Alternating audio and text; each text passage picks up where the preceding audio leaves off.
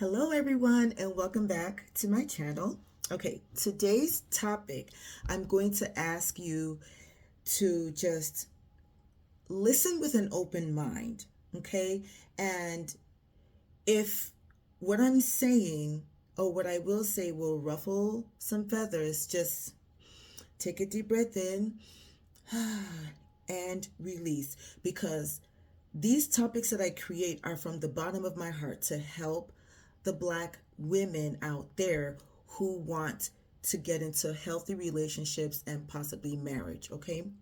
So just know that I speak only out of love, and I speak only out of the desire to help.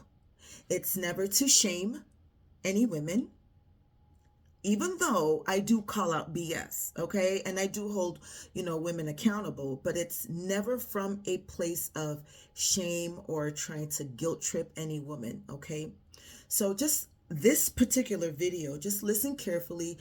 Just tell God to open up your mind and relax and wait for me to finish. Watch the video from start to finish and wait for it to end, and then you can come to your own conclusion. So from the topic, you can tell that what I'm going to be speaking about is the difference between African American women in marriage and African women in marriage, and how we were raised to be quote unquote wives. Okay, now let's get into it. So the things I've been hearing and the things that I've been seeing is a lot of African American women, majority, not all, but the overwhelming majority, say that they were told or taught or trained to go to school, get a degree, or secure the bag so that they don't depend on a man. So that already is coming from a place of fear. So in other words, they're saying that they were raised from fear to do something. And now I'm going to go over to the African household. I'm going to be using mine because most of you know that I am from Nigeria. Even though I was born in Chicago, I am Nigerian. So I'm going to and I was raised that old school African Christian. That's how my parents raised me. Oh well. So I'm going to be speaking on my African culture and how I was raised. I was raised that you go to school, get your degree, secure your bag, but at the same time, while you're going to school and getting your education and trying to secure the bag, you're also having the mindset of, I want to get married. For those women that do want to get married, not those that don't. We're not, this video is not for those women who don't want to get married. This is specifically for those women who are marriage minded. So while you're in school, you also have to be thinking about, I want to get married. I want to have children. I want to establish a strong, healthy family. So you have to do the two together. You're going to school and you're also planning, I want to get married. So your eyes and your mind, you're also focused on studying in school and also presenting yourself out there to become a man's wife. Specifically, the type of man that you can work with. You cannot work with any man or every man, but there are specific men, ladies, that you can work with, that you can cooperate with. That's how African women were raised. So we were not raised from a place of fear. We were raised from a place of going to create something healthy. The second thing is, we were told that our money that we secure as African women is, we're the ones securing our own money. The man has his money now, but we're securing our own money. And our money is not only going to be used for ourselves, but it's also going to be used when the family needs help. You see, because in our African minds, we were raised that women were not meant to suffer at all. Women were never meant to suffer, especially in a relationship or in a marriage. Women were not meant to suffer. That's why the man, the bulk of his money is used to sustain his family financially, right? And then the woman has her own money, but in terms of helping, where the man needs help financially, her money is supposed to count. in that as well. Who determines that? The man and the woman in the relationship determine that. Okay? So that's what our money is supposed to be used for. Now, from what I hear with African Americans, this is what I've been seeing and what I've been hearing is the man's money is her money, everyone's money, right? And her money that she earns is for her alone. Point to me what relationship that has worked and has worked long term.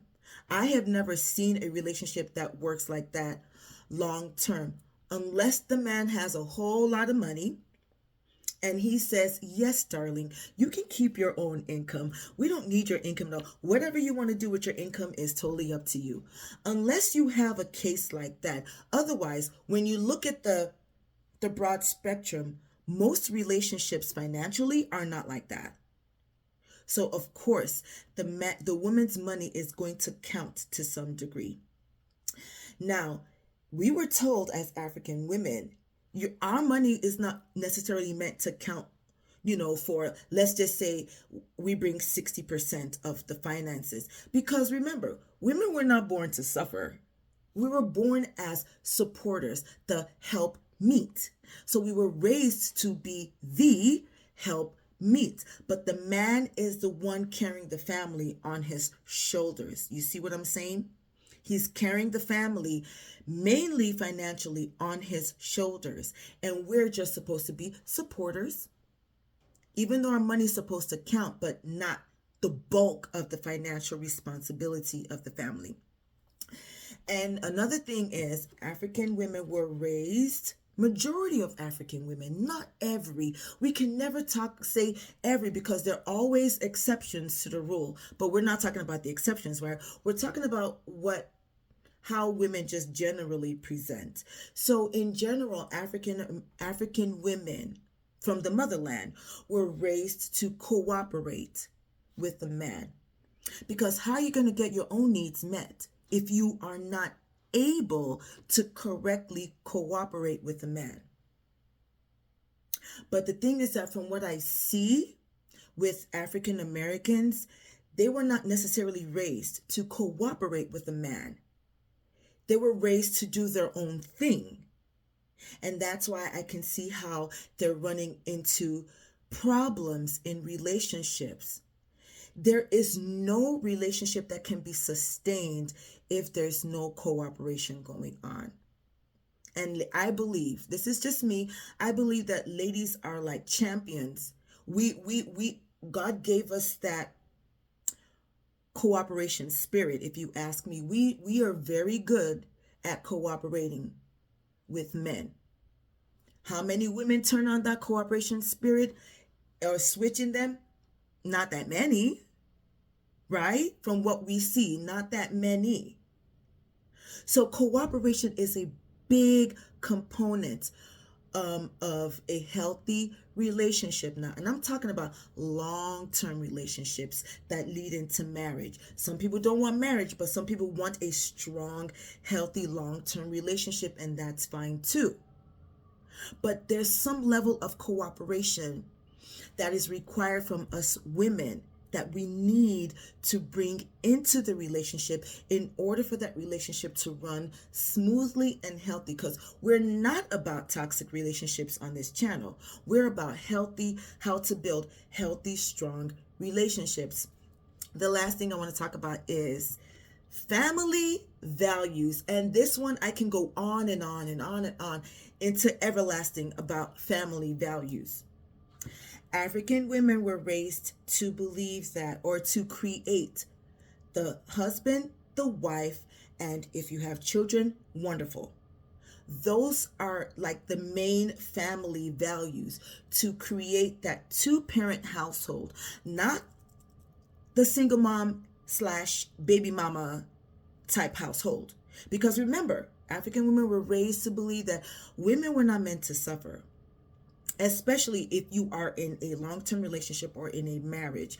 We were not created to suffer. We were created to help so that we don't suffer. Okay? So the family values that I see in African American households is you don't have to be married, to have children. You can just have children out of wedlock. Most African homes don't even teach that. They don't train their women to be that way, or just have children out of wedlock, because if you have children out of wedlock, there is a certain level of suffering you're going to go through, and you're not going to like it, and it's not going to be good for you. It's not going to be good for the child you're bringing into the world. So why? So our main family values is centered around two-parent household. The two parents living in the household, raising whatever children are created from that household. I honestly do hope, that these things I'm saying will actually trigger in a positive way or influence Black women to start thinking. Maybe if they start applying some of these things that I'm saying, some of the wisdom that has been passed down to me from my own African culture, maybe if you start applying these things, it could possibly work, and it could possibly work for you and help you to create a positive, healthy relationship. And if you are already married, it could possibly help you to sustain a healthy, positive marriage.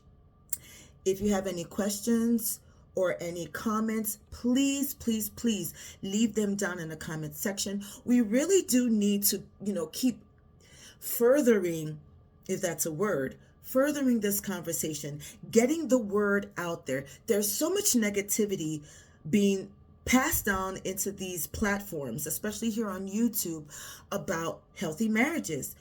Women don't believe that there are healthy marriages out there. And unfortunately, that's just what we see. There are not a lot of women talking about positive, healthy relationships. Or if there are, our voices are not that loud. But no one's going to stop us. We're going to continue to create content out here promoting healthy relationships, because they do exist. Yes, they require a lot of work, but nothing good, if you ask me, comes from just not doing anything. You're going to have to work, but it's the kind of work that will give you the favorable results that you're looking for. Thank you for stopping by my channel. I hope that you will really, really take this into consideration, what I've said. And if anything I have said has triggered you today, sorry, I really didn't, I didn't mean for it to trigger you in a negative way. I meant for it to trigger you in a positive way, to think, to reflect, and to start creating healthy, strong relationships that lead into marriage. All right, bye. Until the next video. Peace.